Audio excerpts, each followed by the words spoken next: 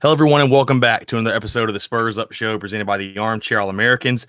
I'm your host, Chris Phillips, joined as always with my co-host, Thomas Floyd. We got a packed show for you guys today, obviously recapping the Gamecocks' 49-15 season opening win over the Coastal Carolina Chanticleers, also previewing the game ahead this weekend against the Georgia Bulldogs. We'll also have a special interview with our CEO and Georgia alum, Andrew Stevens. But first, of course, this is a podcast presented to you by the Armchair All-Americans. Please be sure to go check us out on armchairallamericans.com for all of your latest breaking Gamecock news and coverage. Also, if you haven't done so yet, not sure what you're doing, please be sure to go online, rate, subscribe, share, and download the best Gamecocks podcast on the internet. You can find us on iTunes, the Stitcher app, really wherever you consume your media, wherever you consume your podcast. Please be sure to go check us out there. We also love hearing any feedback from you guys as well. Also, of course, before we get started, this is a podcast brought to you by our friends over at MyBookie. Tom, ever since I started this podcast, people have been asking me for advice. Obviously, we're deep in the college football season, or we're getting deep into the season, getting into week 2. The truth is, Tom, I don't know who's going to win, but if you think you should go check out MyBookie. I'd only recommend a service to my listeners that's been good to me. That's why I'm urging you to make your way to MyBookie. You win and they pay.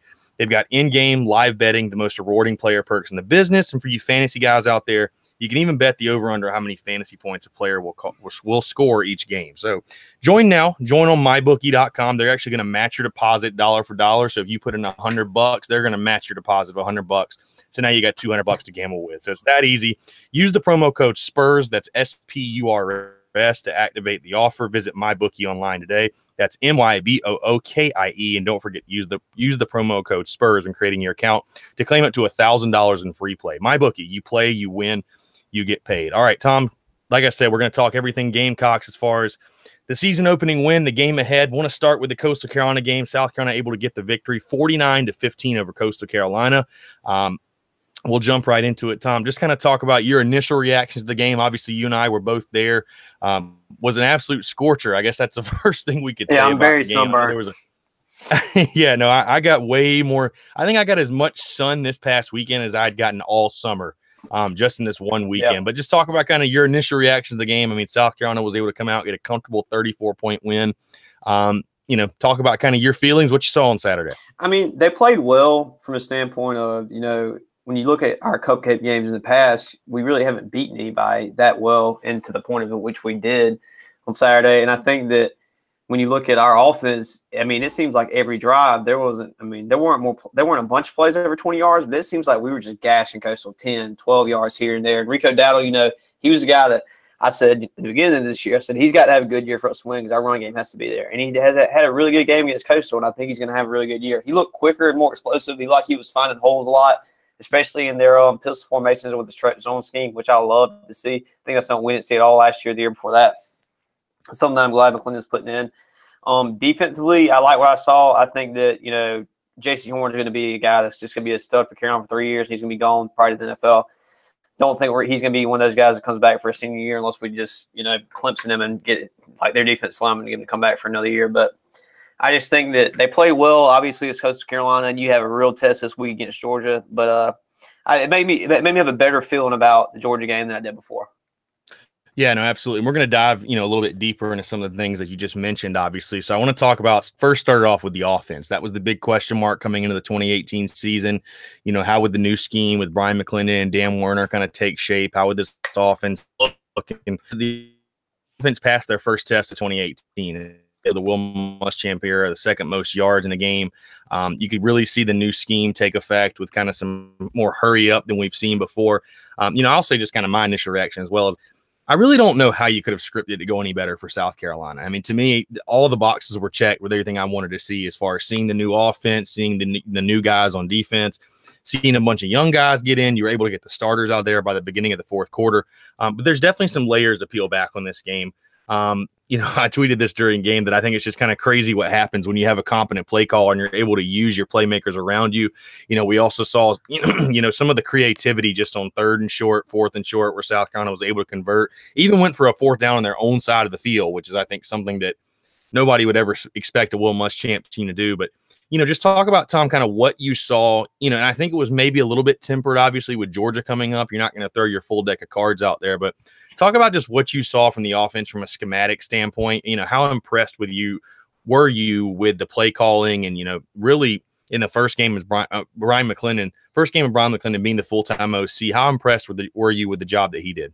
I mean, I thought he did really well. I think that, like I said before, there were multiple drives. I think their first 3 touchdowns were all 70-plus yard drives. I think I saw that on Twitter today. But I was really impressed. Like I said before, I really like pistol formation. I like that they're just it's zone stretch play, and they were killing Coastal with it. I think a guy that, I didn't notice it last year really how good he is, but Zach Bailey killed it against Coastal. As far as from the standpoint of him pulling and going for linebackers, they were a couple plays where he blocked 2 guys. And for him to be doing that is a really good sign. I think the offensive line looks really good. One thing I did notice, which I think a lot of people point out, is how Donnell Stanley was snapping the ball low sometimes. And I think it was because of the speed of the ball. I think that'll be addressed in the practice this week. I don't think that'll be a problem next week. But obviously that was his first game ever playing center in a real game that mattered, not in a scrimmage or anything like that. But, I mean, I liked it a lot. I think that they got the ball to all of their playmakers and shared the wealth. I think that Brian and Debo got a lot of targets, and I think that, especially, seeing Josh Van get to play something. That kid's a big kid. I didn't think he had that size on him yet, but seeing him play really well. Obviously, I just think that they're going to be a lot better this year. I don't know how many points they're going to average or how many yards they're going to average just because of how the SEC defenses are so good, but it makes me have a really good feeling. This is a better offense than I've ever seen. This is probably one of the best offenses I've ever seen when it comes to the first game and how well they seem prepared for everything.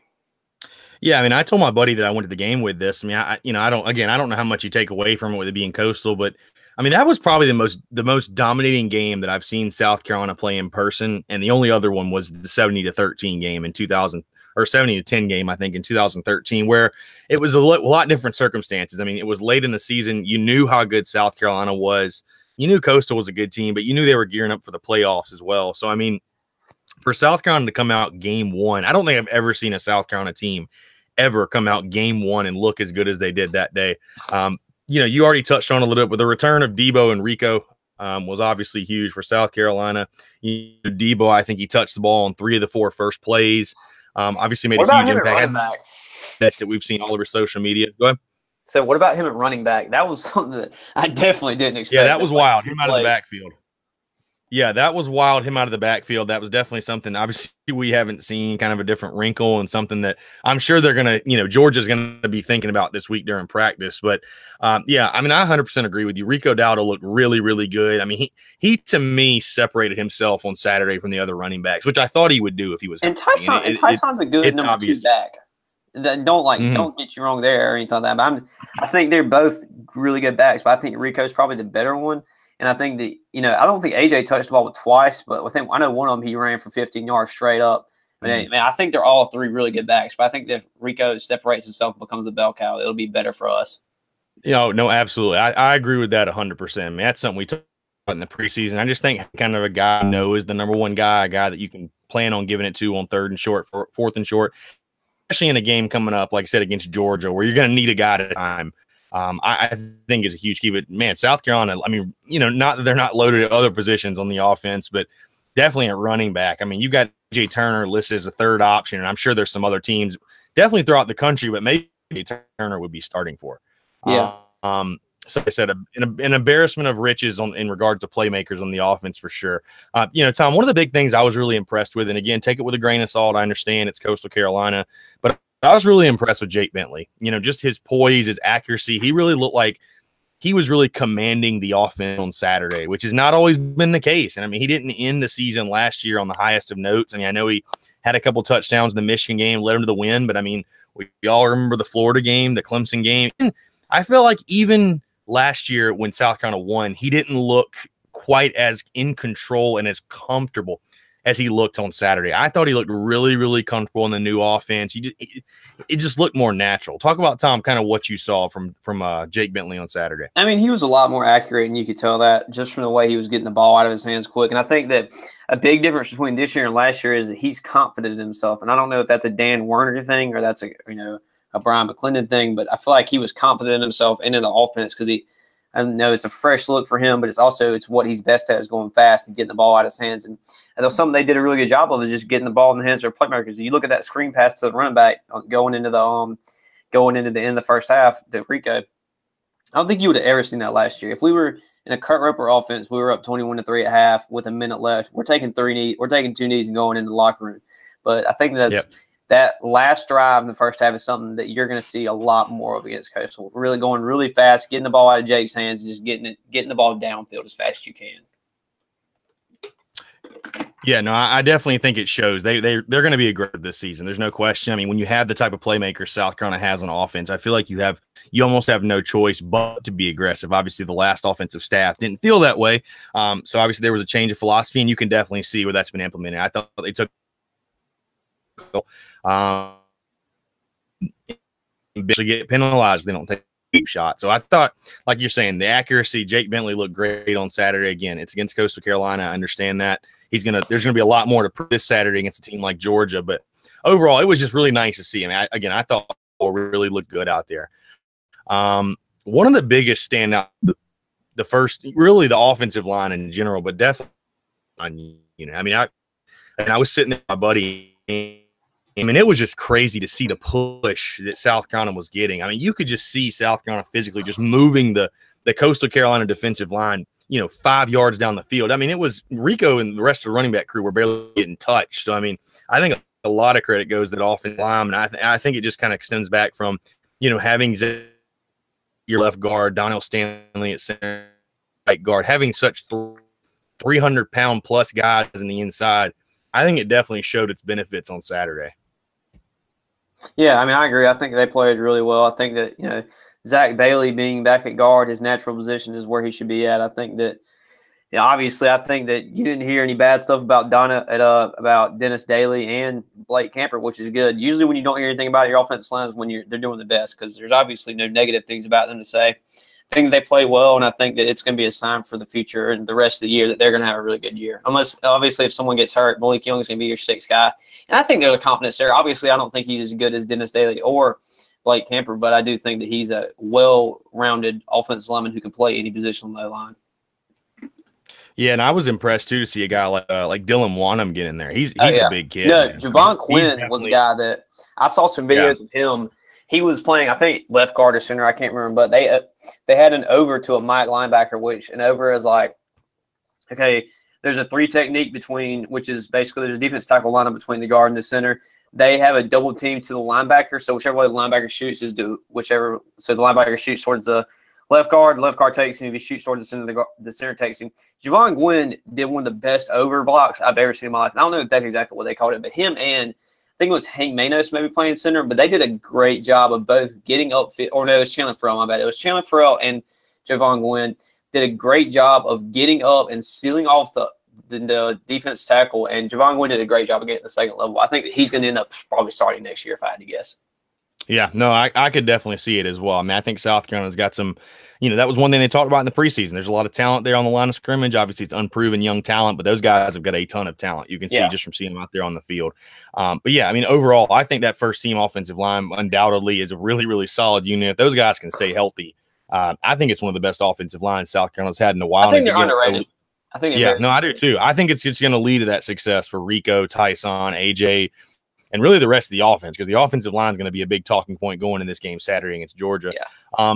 Kind of last thing with the offense, like I said, one of the biggest things I was happy about, a lot of youngsters played. I was maybe a little disappointed we didn't get to see Jay Urich or DeCarrion Joyner, being up so much, but it was great to see Scarnecchia out there get his first touchdown pass. Randricus Davis, a guy who's battled so much adversity, got his first touchdown catch. And the last thing I'll say, Tom, is the new pistol formation. Like you said, that was something kind of maybe I didn't think so much about in game, because you're more so just kind of watching the game, sort of analyzing. But I will say I agree with you. I do love the new pistol formation. Just the run plays themselves just seem so much more crisp. Everything about that just seems so much more natural, so much more crisp. And I mean, I think it obviously paid off. You saw the numbers on the ground.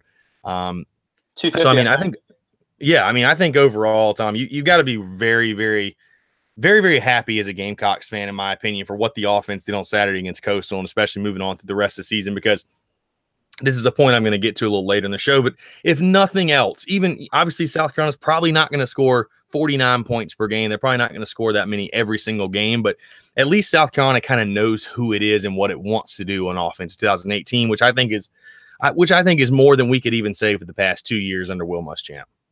Yeah, I mean, I agree. I think they're going to be really good this year. I think that, when you look at – I just think that Brian McClinton's going to be a better play caller than Kurt Ripper. And that's not to sit there and shame Kurt Ripper, because I do think he's an okay offensive coach. But I think that Brian's better, and I think he's going to be one of the young names that in 3 or 4 years, if he's still at South Carolina, that's going to be in the contention for a head coaching job somewhere. I think that him and T-Rob both are probably two of the best coordinators in the SEC. Yeah, and I just think in big-time college football as well, you just brought up, I just think you have to be you've got to be aggressive as a play caller nowadays. You can't just sit on your heels and kind of hope for things to happen. I just thought we saw a lot more of that Saturday, and I think we'll see a lot more of that as we go forward. I want to talk about the defense, obviously. Move to the defensive side of the ball. This one's really interesting to me, Tom, because, maybe correct me if I'm wrong here.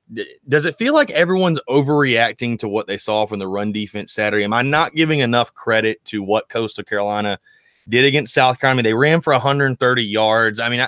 I came into that game kind of my expectations were, Coastal's going to get their yardage a little bit here and there. You're probably not going to shut them out. But, overall, I didn't come away from that game feeling, oh, my goodness, South Carolina's going to get gashed against Georgia. They can't stop anybody on the ground. I thought of it more so as, okay, you're playing sort of Coastal, I'll say this, did a lot more option, a lot more spread option. I thought they would. It was weird where they were running. I didn't think they were like nearly that much of an option team. And honestly, I felt kind of bad for their quarterback on Saturday because he took an absolute beating all day long. One time, do you remember that play where they ran the option and Bryson Allen Williams just went straight for the running back, and the quarterback did fake him out, but he straight up murked that running back one time. I know exactly. That was on our side of the field. I remember exactly which play you're talking about. So the thing I was just going to say that I don't know that South Carolina was that prepared for that offense. I don't think they were. Heck, I didn't know that they were going to run like I said, like more of an option type deal. But Tom, just kind of your opinion, your take. Am I not giving enough credit to? You think there's a serious concern there for the run defense, or what did you see overall from the South Carolina defense? I don't think there's a reason to be really concerned much at all. I think that you're not going to play you're going to be playing a pro spread style offense next week, and not anything similar to straight up spread formation. We're getting 5 receivers sometimes, and we're going to option it out. That was a weird offense. I don't think that's something that you're going to see again the rest of the year, probably, if I had to guess. I just think that they're going to be a lot more prepared, and there's a lot more film to be prepared for Georgia than there is Coastal Carolina. And I think that from just a taking it serious standpoint, I think that the players are going to take this game a lot more. And I don't care what anybody says. No other game that's ever been played matters except the one that's about to come up. And I think that you can prepare as much as you want to, but there's obviously that Georgia's going to have some wrinkles they're going to throw out at you. But I think that South Carolina's going to be prepared for their offense, more prepared. They're going to be more prepared, and they're going to take it a more serious approach to it than they will Coastal Carolina. I just think it's because they know it's Georgia and how good Georgia is and how much they're going to have to prepare for that game. Right. No, you get it. That's what I'm saying. It's just, it felt like a lot of people, especially on social media and others that I've talked to, were really kind of just down and out about the South Carolina run defense. I'm like, did we watch the same game? Because, like I said, I understand Coastal got their yards. They ran for 130, but they only had 230 as a team. It's not like they gashed South Carolina offensively. And, Coastal, really, Coastal wouldn't have scored at all if not for some really, really kind of just self-inflicted dumb penalties, and if you keep your starters in. So, let's not make it out to be like Coastal Carolina was just gashing South Carolina up and down the field. It was just nothing of the sort. If you think about it, dude, like 200 yards of offense in any game is not that much anymore in college football. Pretty bad. Yeah, like that's and I think that something last year was that South Carolina's defense was bending on break. Even when we played, worse teams, we were bending some, but we were, getting to the 30 or 40 and clinching down and making teams get field goals. And I think you saw a little bit of that Saturday, but I think there was more of they can get to the quarterback and stop people than most teams usually. Most teams in South Carolina history, or in the last 2 years, you think about it that way, because they have players, they have dudes on the defensive side of the ball. But I just think I guess you could say it's concerning at some points, because there were lanes that they are open for Coastal Carolina run, but I just think it's going to be a different game Saturday. Yeah, no, absolutely. And we're going to dive into all that in just a second. But sticking with Coastal Carolina, you mentioned obviously a guy, huge plus to have back was Bryson Allen Williams, another guy that returned along with Debo and Rico, just made a huge impact. You can just tell the difference on the field when Bryson Allen Williams is out there. He's a leader. He's a guy that has a ton of experience. Obviously, he's got a ton of upside, and I think a guy that is primed for a huge year, in my opinion. But it was great to have him back. Javon Kinlaw, I thought, had a really good game. That's something you're going to talk about in a little bit, Tom. But Kinlaw made some plays that it's crazy how quick he can move, just how big he is and how quickly he gets off the ball and how quickly he can move. The one thing I'll say, South Carolina only with one forced turnover in the first game, and that one was kind of a gift, kind of a fumble on a pitch that Rosendo Lewis was able to recover. Talk about, Tom, is that something you're really concerned about as far as, South Carolina obviously preaches get the ball, get the ball, get the ball. And I'll say they still did win that, obviously they're +1 in turnovers because South Carolina didn't turn the ball over at all in offense, which I thought was, really a true testament to how much better the offense had gotten. I mean, I think if nothing else, that speaks volumes in my opinion. But talk about going into week 2. Is that something you're even thinking about, concerned about at all? Lack of turnovers or? I mean, did we win the game? Obviously, I'm just curious. You want the ball turnover more, but when you're forcing punts every drive almost, what else do you want? Because Coastal didn't throw the ball that much, so you can't expect to have interceptions that often. And obviously, they ran the ball a lot when they ran it. Well, get me wrong. So I don't think there were that many opportunities compared as much as there will be when we go to play, say, a Vandy or a Kentucky or teams like that. I just don't think there were that many opportunities for turnovers. So, but we won by 30. Like, obviously, next week when the game is more competitive and it's going to be more intense, I think that turnovers are going to be a big difference. They're going to be a big boost in the game. I think that they'll mean more next week if they happen, regardless of what side it's on. I agree with you. I'm just curious to get kind of your opinion. I'm not something I'm too concerned with. You just I Coastal expecting to get 2 or 3, but I agree with you in the sense that Coastal Carolina didn't necessarily put the ball in harm's way because they didn't really have anybody to put. They weren't exactly a team that was trying to take shots down the field, and they were much more a screen, slant route, spread option type team, which was just very interesting. The one guy that definitely stood out, Tom, Gamecocks had 1 sack on the day Saturday. J.C. Horn, making a really big impact in his first game. Had a couple of batted balls, played some really good coverage, had the sack off the edge. And like you said earlier, I definitely agree with you. He's a guy that's going to be a 3 years and gone type guy. I mean, rave reviews all in the preseason. Talk about just how much fun it was to finally see J.C. Horn in the garnet and black and the kind of impact, that he made on Saturday. I mean, he's a freak athletically. I think that you don't see many corners that can hit an inside move on a tackle and get to the quarterback. And he almost caused a fumble on that play. He went to chop that guy's arm, and luckily, the Coastal Carolina quarterback pulled it down. But I think that, his coverage skills are really well. I think that he'll end up probably being a starting outside corner next year. If he doesn't push for one this year and they move Keyshawn Nixon into nickel, I think that, either way you look at it, I'd be pretty happy with having, JC on the outside or inside. It doesn't really matter because the kid makes plays, and I think that he's going to be a guy who's going to – I don't know if he's going to be Stephon Gilmore, but he'll be one of the better DBs to play at South Carolina. Yeah, and I think one of the big things I saw on Saturday, too, that kind of most impressed me is obviously, like you said, the kid's got athleticism. But the thing that impressed me, the moxie he plays with, you can tell he's the son of Joe Horn, right? Like we all remember Joe Horn playing, how flashy he was as a receiver in the NFL. But you can tell that J.C. Horn has that football background. He has that confidence. He has that moxie. And I think that's one of the things that makes him so good, because to play cornerback at a high level at a big time D1 school and to be, top of the line at it, you've got to have a sense of not so much arrogance, but just so much confidence that you don't think anybody can beat you. And he's got some Rashad Fenton in him.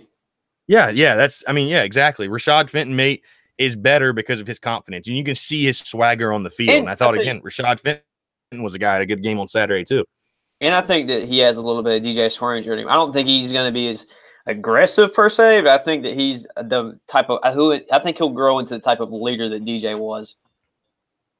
Yeah, no, I could definitely see it. But yeah, I think the Gamecocks have definitely got a good one with J.C. Horn, and I expect him to make a really, really big impact. Not just this season, but the next probably 3 to 4 seasons in Columbia as well. Again, the other thing I mentioned in the beginning, it was awesome to see a ton of young guys play, especially on the defensive side of the ball. I mean, we saw guys from Rosendo Lewis, Josh Belk, JJ Anibare, Rick Sandage, some others as well. Just talk about, Tom, were there any young guys specifically that stuck out to you what they did on Saturday? I think Ernest Jones was a guy that I'm pretty sure that's his name. I'm 1,000% positive, actually. He's a linebacker that we just recruited. We got in this recent class. He played really well. I think he's like 6'2", 220-something. That's great size for a linebacker straight out of high school. I think that he's going to be a guy that'll probably end up, get some playing time probably towards the end of the year and be close to a rotational player or even a starter next year. But especially when Bryson leaves, I think that he'll have a chance to step up there. But I think that he'll end up being a really good player for us. He's a guy that just stuck out to me athletically, just the way he moves with the ball. Him and Rosendo Lewis. And Damani Staley, he had a good game too. A guy that, probably more reserved this year, but I think that guy that can be a good player for us in the year. Yeah, no, absolutely. I thought with the new redshirt rule, it was great to see some guys like Josh Belk, especially on the D-line. Josh Belk and Ibare Sanders get out there. Especially seeing Josh Belk for the first time actually on the field in pads, it was – I mean, that dude's mad. He's a stomp, bro. I told people when I went to Fan Day about a month ago or so, I mean, he's a massive human being. So it did not disappoint. And, he's the kind of guy, it depends on how ready he is to go. I know he's not really in game shape yet, but, man, if you could just have him play about 10 to 15 snaps for you this coming Saturday against a Georgia team that is going to try to establish the run, he's a guy that can make a huge impact for you and kind of be a game changer, if you will. But kind of lastly, wrapping up the defense, DJ Wanham, obviously, big scary moment Saturday. Ooh, yeah. DJ Wanham goes down, rolled on his ankle. I know, Tom, you texted me as soon as it happened. And exactly what the text message said, but, thinking like, oh, God, no. After kind of reevaluating, fine. Wednesday, Will Muschamp on his Tuesday presser today actually reconfirmed boot. Will Muschamp feels very optimistic. He's going to practice tomorrow. He should be ready to go Saturday, which is fantastic news. My buddy of mine sitting next to me, he was like, yeah, he'll probably be out 3 to 4 weeks. And I was like, oh, God, no, not against Georgia. But, yeah, so Muschamp is very, very optimistic that Wanham will be ready. And like you said, I mean, he looked unstoppable. I mean, he looked like the billing of an all-SEC type guy. It is – when Coastal did decide to run his way, there was really nothing they could do. I mean, he was all over the field. Tom, just talk about what you saw from DJ Wanham before the injury on Saturday. I mean, like you said, Coastal didn't run against him much because they knew what would happen if they did. Obviously, he didn't play as much buck as I thought he would, and I guess that's because of the return to Bryson. He's playing more of the traditional 3-4 defensive end role.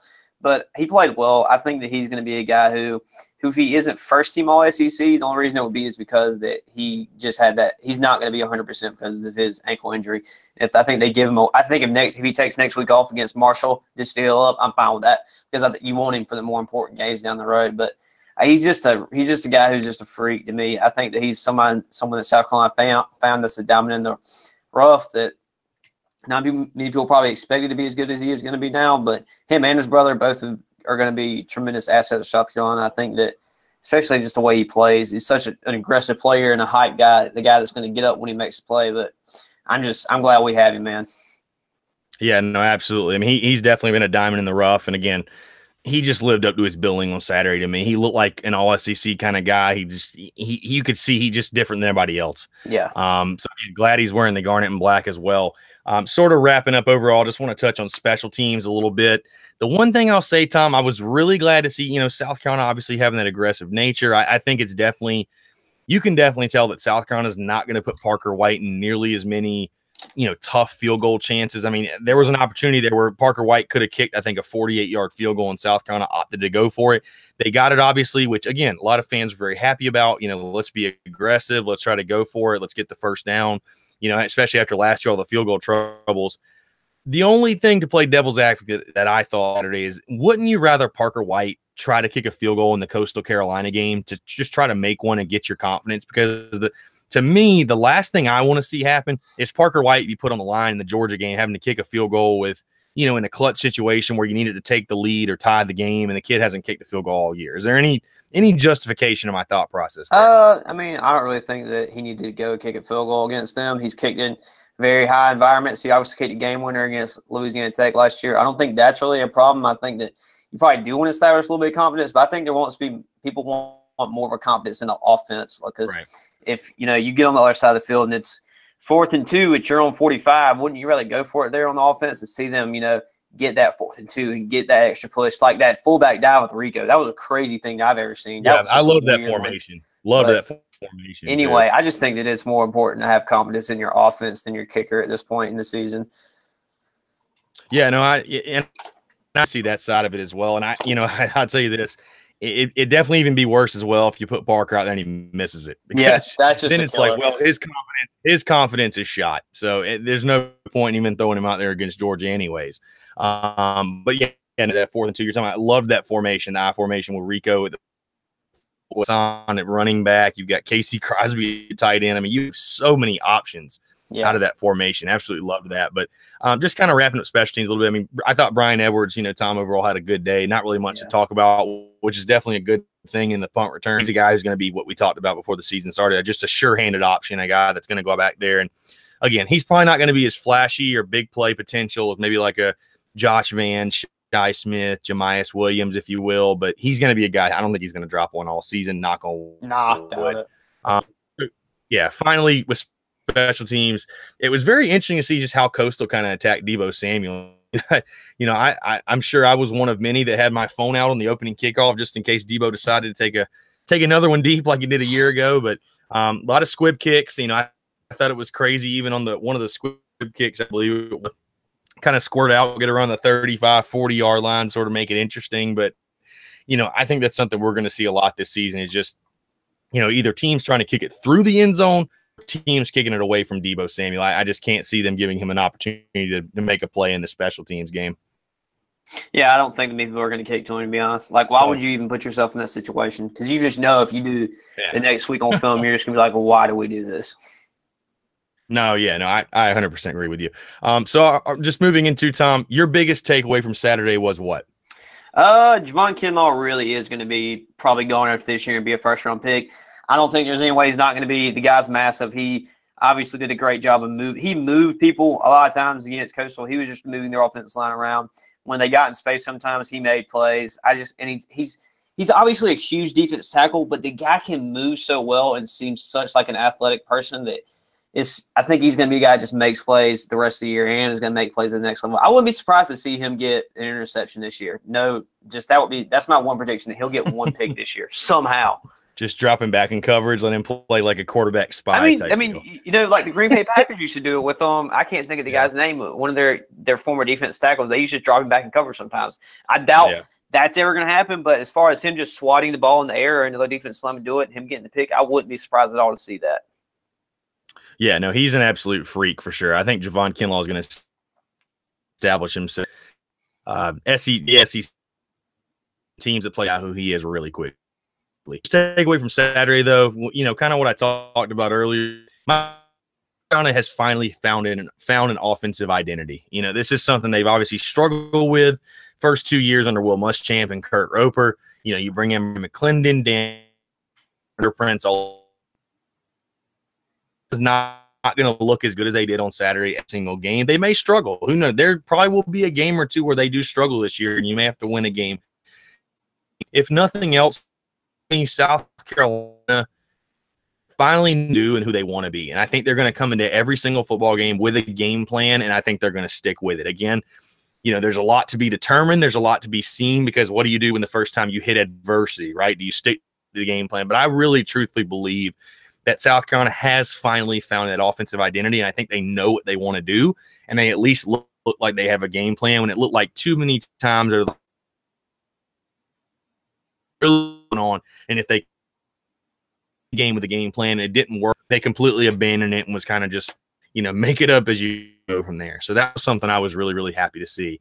We're going to give out balls. I'm going to start with mine on offense. Tom, I'm going running back. Rico Dowdle had a fantastic game, his first game back, or really not his first game back, just injury. Like we said, he looked a lot more explosive, had 15 yards for a touchdown, also had two overall touchdowns in the day. It was just an absolute force on offense.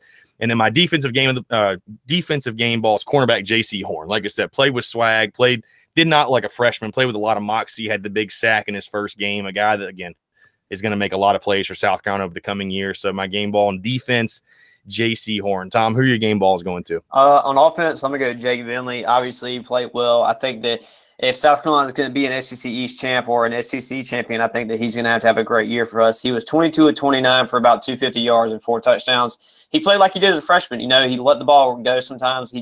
When he's making plays on the run like he did with that Keel Pollard touchdown is when he's playing his best. I think that his QBR was only a 75, which kind of blew my mind. But his QBR last 2 years, his average was a 65. So obviously he's improving some. But I think that he played really well. On the defense side of the ball, it's going to be fifth-year senior Bryson Williams. I think that he's going to be a guy who's going to be big for us this year. He has to stay healthy because if he goes down, it's going to be a pretty long year on defense, I think. But just a guy that you can tell his leadership's there. He plays like an animal. He gets to the backfield. You know, he slung that quarterback from coastal down by his helmet. Well, he didn't grab him by his face mask, obviously, but just a guy that I think just makes plays for us. He's always in the right place at the right time. I think that he's going to have a really big year too. Yeah, 100% agree. And just kind of go back with Jake is definitely best when he's just playing the game kind of naturally, like he's playing backyard football. I mean, that play to Keel Pollard was just something you draw it up in the dirt, you make a play on the run, and he did it. I mean, I agree with you 100%. And, you know, it just looked like Jake Bentley didn't have 100 things going on through his mind at once. Like he just went out there and played football, which was absolutely fantastic to see. So two good picks there. Now, moving into the upcoming task at hand, Tom, it is Georgia week. One of my favorite weeks of the entire year. The first thing I think I should probably say to preface everything is to hell with Georgia, but it is Georgia week. The Gamecocks face the Bulldogs, 3:30 CBS in Williams-Brice Stadium. The Georgia Bulldogs come in as a 9.5-point favorite right now in Vegas. Over-under is set at 52. Overall, the series history, Georgia leads at 50, 18-2. Last time they met, Georgia beat South Carolina 24-10 in Athens in 2018. Two things I did not write down, though, Tom. I will tell you this: the South Carolina Gamecocks are ranked in the AP Top 25 and the coaches poll. They're ranked 24th this week, so it will be a Top 25 matchup in Columbia, South Carolina. South Carolina and Georgia have faced 9 times when both teams were ranked. South Carolina has won 6 of those 9 meetings, and the Georgia Bulldogs have never beaten a ranked in Williams-Brice Stadium. So, you know, if you're big time into stats, I'm sure you'll get that. If not, two very thought there as well. Teams are both ranked and met.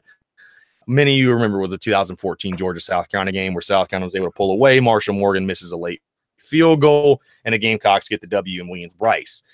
Georgia on the year this season obviously lost to Alabama in the national title game. LOL.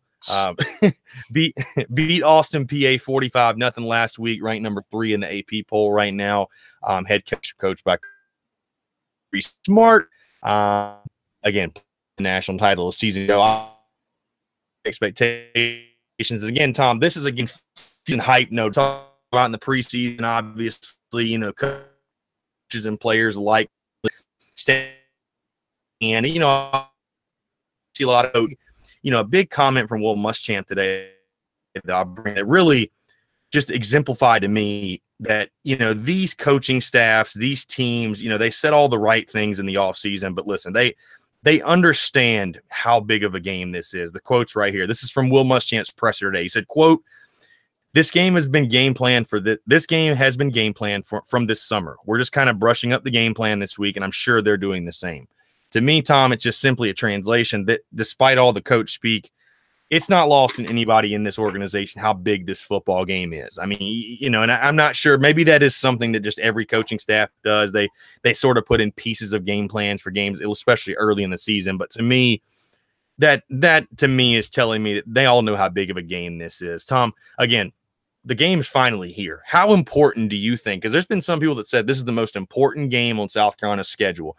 How important do you really think now with the stage set that this game is to South Carolina's overall season in 2018? I mean, if you look at it, it obviously, if they win, it's going to be South Carolina is going to have to drop the ball big time to lose the East. I think that if Will Muschamp comes in 3 years and basically accomplishes what Steve Spurrier did in 10 years, it's going to be huge. I think that, you know, obviously Spurrier only won one SEC title, and I think that Muschamp has the potential to win a couple of them.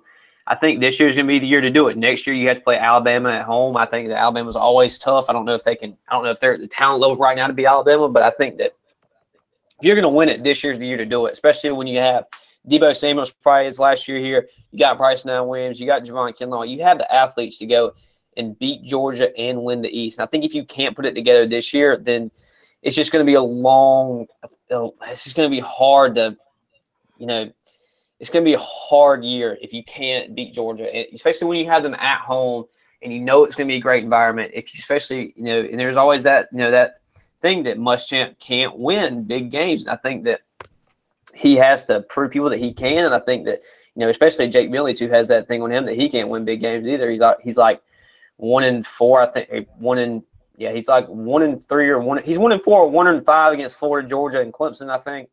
But I just think that he has to play big for us this week. It's a big game. There's no way you can't think it is.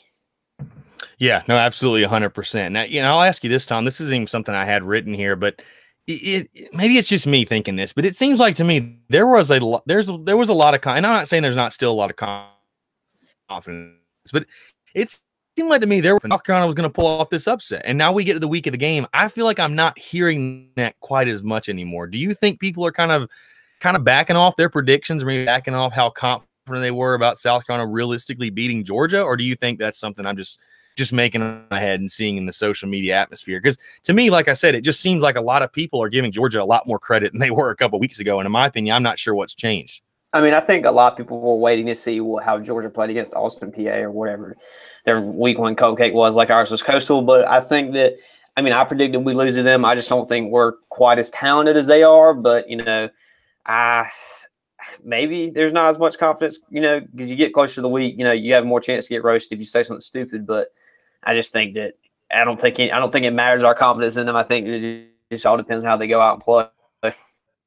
No, absolutely. And keep your predictions. We're going to get those just a little bit.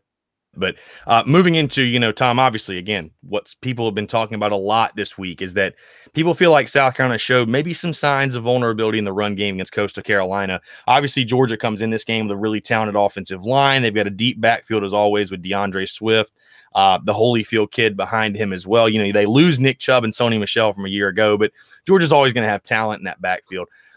Talk about, do you think that the Gamecocks can match up against Georgia's talented offensive line? What are they going to have to do on Saturday to, I don't know about even stop the Georgia running game, but at least limit them to where the Georgia running game doesn't take this ball game over? I think DJ One is going to be a big difference maker if he plays, and if he's 90% or 80%, that'll be huge for us. But I think that Javon Kinlaw is going to have a lot to say. I think having Josh Belk is going to be a big thing because, he's just a guy that's going to be a stump for us, especially in goal line packages. And I think he's going to be play more of a role this week than he did last week. But, seeing guys like MJ Webb and Kobe Smith playing last week gave me some more confidence in our depth of defensive line. But I feel confident. I think that they lost Isaiah Wynn, who was one of probably the better, offensive linemen in the SEC last year, went 23rd to the Patriots. But I just think it's going to be a really fun game to watch if you're an O-line or D-line guy. I think if you're a big trench guy, you're going to have a fun game. Yeah, no, I think this is a game for, if there's anybody that has not watched a South Carolina-Georgia game before, it's going to be physical. The game's going to be decided, in my opinion, on the line of scrimmage. That's going to be, it's going to be a big testament to it. It may not tell the entire story, but can you run the football? Can you stop the run? That's really what SEC football boils down to, and especially in this game, what it's going to kind of boil down to as well.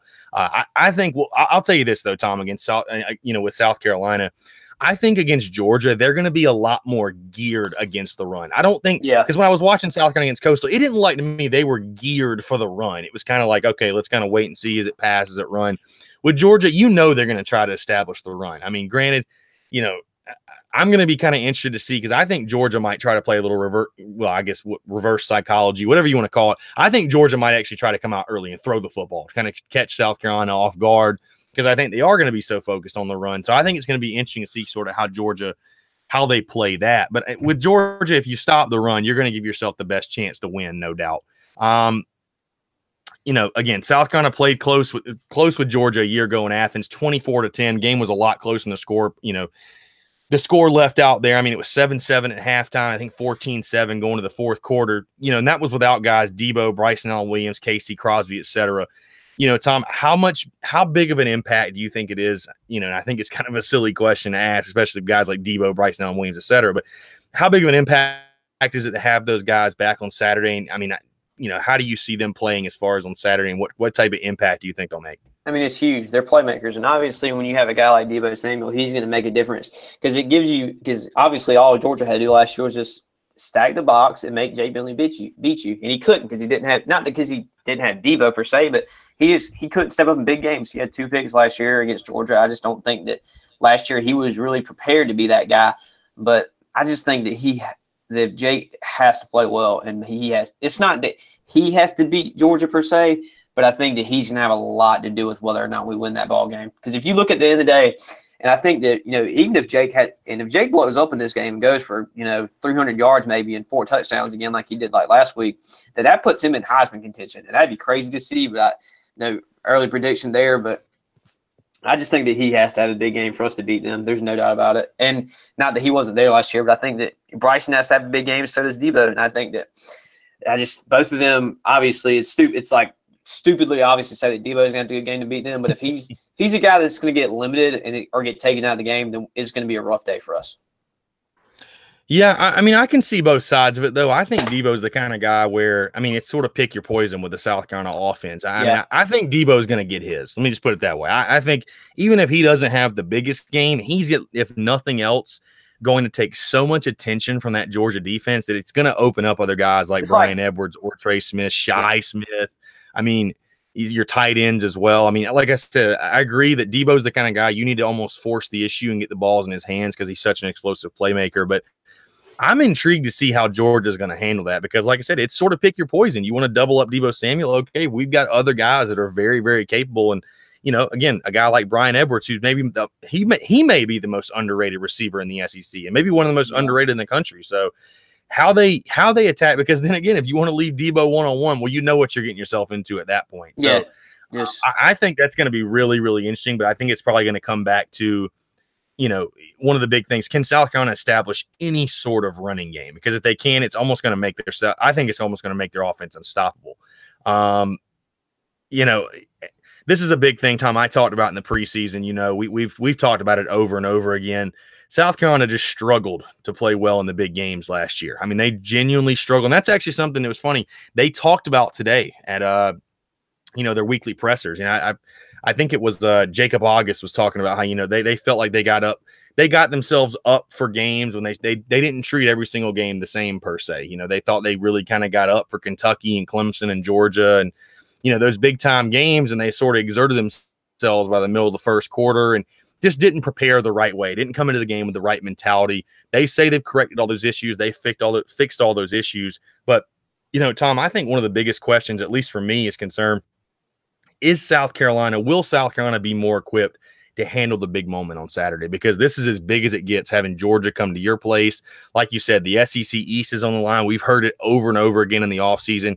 You win this game, you have a virtual 2-game lead in the SEC East. You can stub your toe once and you're still going to Atlanta. I mean, it's a huge game. The nation will be watching. If you had to guess right now, Tom, I mean, do you think South Carolina is going to be more equipped to handle that big moment on Saturday against the Georgia Bulldogs? I mean, you look at last year and you know that they were a really young team. I think that losing Debo and Bryson, 2 of your big leaders, hurts you because you don't have that experience backing you up. You don't have that confidence behind you all the time saying, hey, guys, we're down right now. We can come back. There's no question there. And I think that obviously Jake's a year older. I think he's more confident than he was last year, and you can really tell that in the way he played against Coastal. And I think that if he comes out and gets going early, throws a touchdown maybe in the first quarter, I think that's going to be huge for him. I think that he'll have a big game if that happens. But I think, if he throws a pick early like against Clemson he did last year, that automatically the game's just going to go down the drain. I don't think that Georgia can dominate us like Clemson did last year at home, but I think it'll be a different ball game if Jake can get going early and prove to people that he can play in big games and play well. Yeah, and that's just kind of funneling me, Tom, into my next point as far as for Jake Bentley. This is a huge statement game for Jake Bentley. A team really goes as its quarterback goes and as its head coach goes. A team, they say, reflects the attitude of their head coach. And I think they also reflect the offense, at least. The whole team probably reflects the attitude of the quarterback as well. And, we talked about this last year. Jake Bentley's got to be better in big games. I mean, we're not the only people that have said that before. And Jake Bentley has to be more composed. He's got to be a better leader of men. And again, I think this is going to be a very interesting test for him. Is he taking that next step? Has he matured? Has he grown up? Will he be able to, lead this football team? Even again, if something does go wrong, goes awry early on in the football game, how will he bounce back? How will this team bounce back? I think it's just going to say a lot in that regard, because we talked about, Tom, what do we want to see from the Georgia game, right? Win, lose, or draw. What do we want to see? That to me is going to be one of the biggest things. If you see a South Carolina team that goes out there and gets down early and just folds like a wet blanket like they did a year ago, or comes out really fast and they can't finish the game, that's going to tell a lot about the character and kind of where this team is currently. So, I'm just really intrigued again to see, because to me, Tom, this is a huge statement game for Jake Bentley. I mean, he's been labeled as kind of having an Aaron Murrayism type syndrome to him where he just cannot seem to win the big game. And even the big games that South Carolina's won, he hasn't played all that particularly well, except for Tennessee his freshman year. And I mean, look where Tennessee is right now. So, I mean, this is a huge statement game, in my opinion. Like you were saying, I mean, it sounds crazy to say right now, but if Jake Bentley goes out there Saturday, throws for 300 yards, 4 touchdowns, I mean, I think on next week's show, we're seriously talking to him about a guy that maybe is a Heisman dark horse if South Carolina could run the table. But, talk about, Tom, how big, let's just kind of generalize it. Jake Bentley's legacy as one of the South Carolina quarterbacks, because we've talked before, he's coming up on some numbers. If he stays for a senior year, he could become hypothetically the winningest quarterback in South Carolina history, which is just crazy to think of.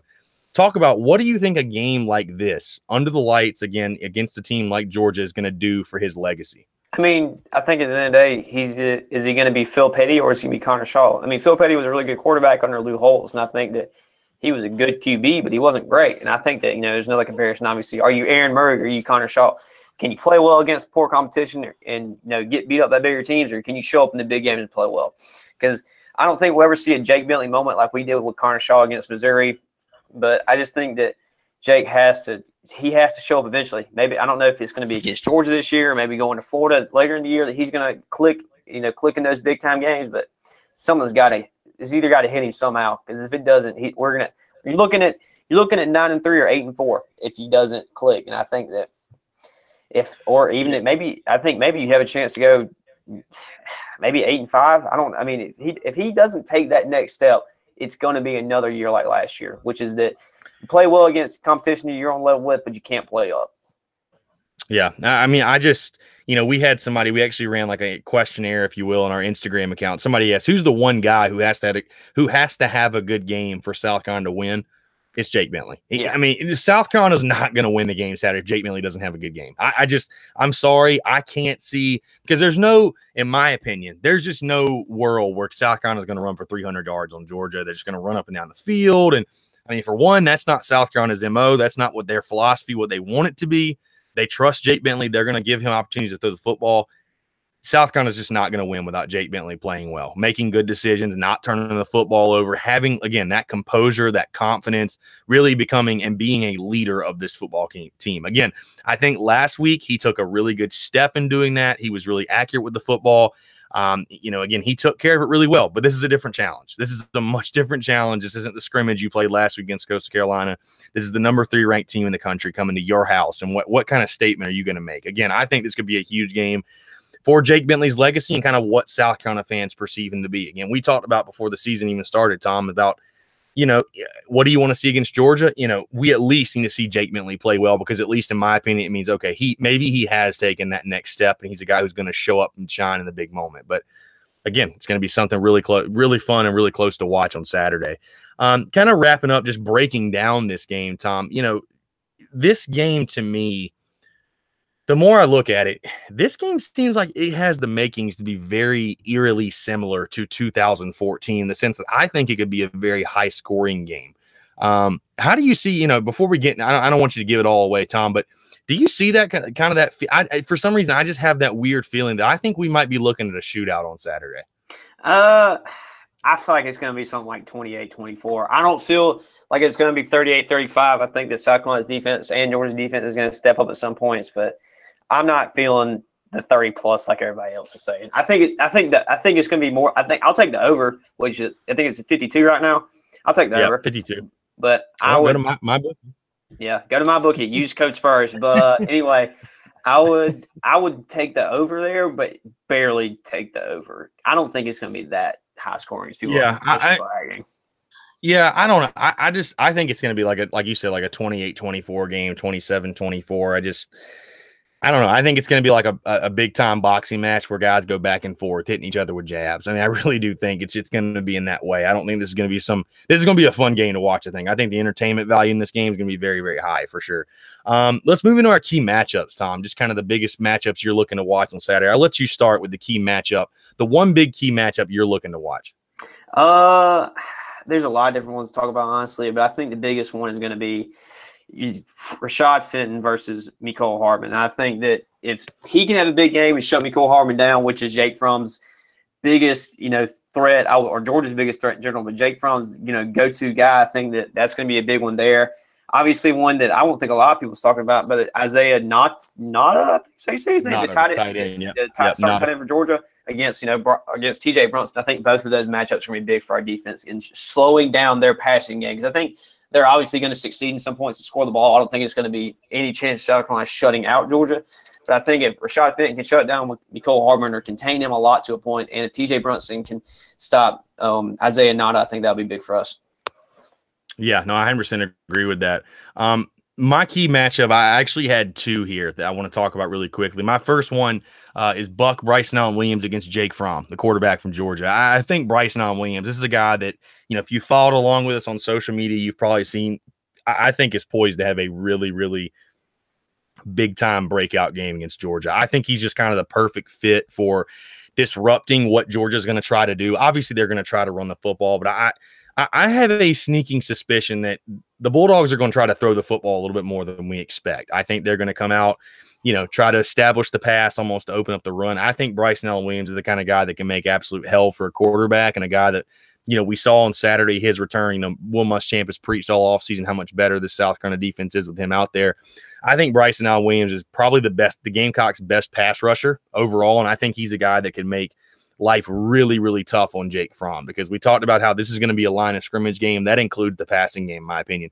Which quarterback is, which quarterback gets less touched, right? Which quarterback is still on their feet and not on their back the least, right? So I think Bryson Allen Williams is going to have a big-time impact in this game, have a chance to really make a big-time impact on the overall outcome. My other key matchup, I know we said we were doing one, but this is just one I can't not look at. It's pretty simple one. Wide receiver Deebo Samuel against the cornerback DeAndre Baker from the Georgia Bulldogs. I've seen a lot of hype for DeAndre Baker this week. There's a lot of people that think he may be the best cover corner in college football. He may be one of the best defensive backs in college football.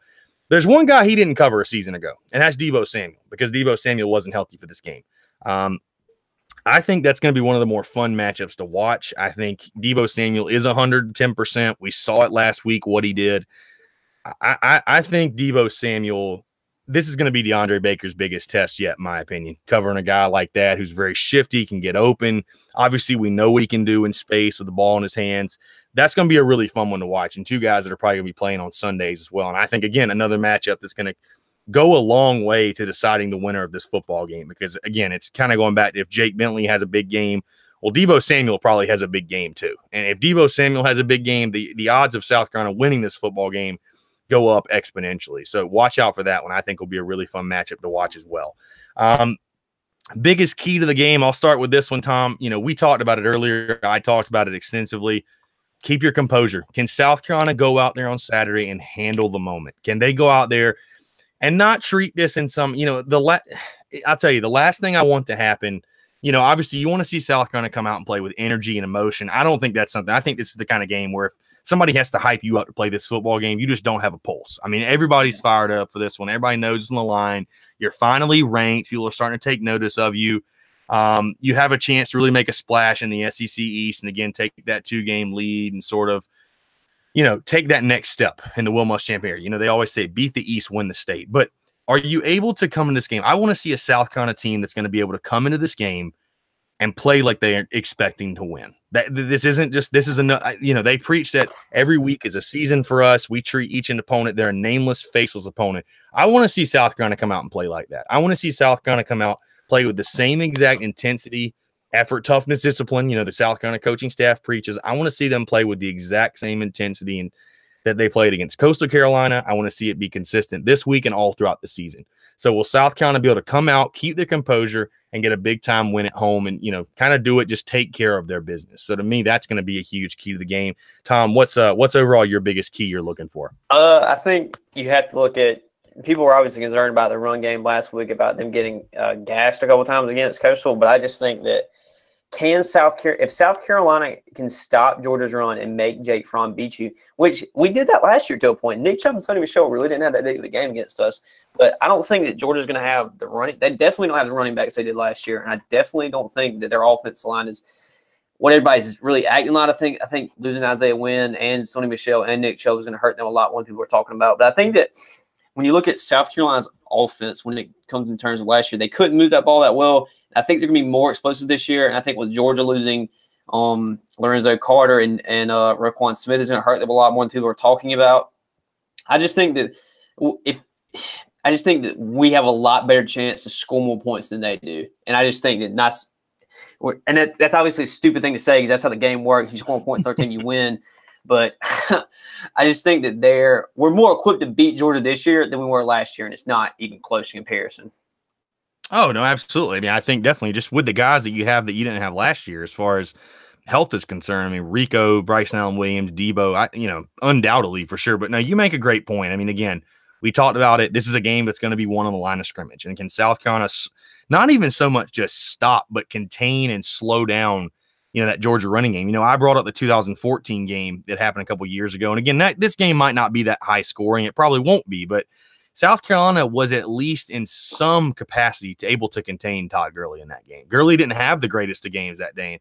It put Georgia's offense in some uncomfortable situations. So can you at least make Georgia strain a little bit on offense as far as it's, applying pressure on them, getting them into 3rd and longs, winning first down, doing the things that you hear football coaches preach consistently. I think that's going to be a big key this weekend for sure. All right, Tom, it's time to put you on the spot, make the predictions. South Carolina, Georgia, 3:30 CBS. We're both going to be there. Primetime game. Who you got winning? I'm going to go 27-21 South Carolina. Turn of the century. I'm saying the Gamecocks pull out the win. Parker White hits 2 field goals somehow. We win. Williams-Brice goes crazy. We stop them late, probably on going into the last-minute drive. Jake Bentley gets in the victory formation, and we're the SEC East champs. Boom, I'm done. See you later. Retired from the Spurs Up Show. Yeah, 2 weeks into the season. I quit now. We're crowned the champions. We're not even going to play the rest of the season. All right, good deal. No, I mean, my prediction overall for this game, I've been going back and forth on it. And, I try to tell the people following along with us on social media. So if you're going to give me crap or any of our other writers crap, don't do it because these games can obviously change week to week. Predictions can change week to week. But I don't know, man. I mean, I'm going in this game. I understand Georgia's got a ton of talent. They won the national title a year ago. They've got talent all over the field. I get that. But you're about to hear this interview with Andrew Stevens coming up, and the consensus and the feeling I'm getting from Georgia fans is they're pretty confident. I mean, the Georgia fans that I've spoken to and just seen, they are very confident. I mean, I can't blame them for being confident, but they almost don't think this is going to be a close game. And to me, it's laughable to think that Georgia is just going to waltz into Williams-Brice Stadium on Saturday and get a win with pretty much no stress. I don't see it playing out that way. I think South Carolina also gets the win. And I'm not even that concerned about it. I mean, that's the crazy thing. I don't feel like that's an outlandish pick at all. I think South Carolina is a lot better than people are giving credit for. Nobody wants to give a Will Muschamp team credit for anything.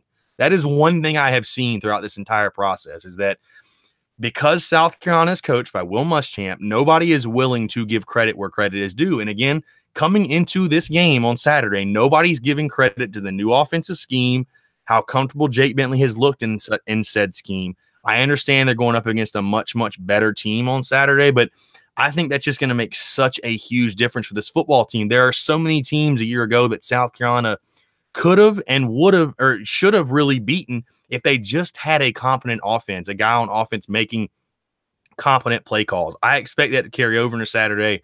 I mean, I don't think it's an outlandish pick at all. I think South Carolina wins the game somewhere around 30-21. I mean, I don't think it's a crazy thing to say. I understand Georgia's a good football team, but they're going to be walking into a buzzsaw on Saturday, and I just think South Carolina gets the win. I mean, I'm going to go on a limb here. So we both got South Carolina beating Georgia on Saturday.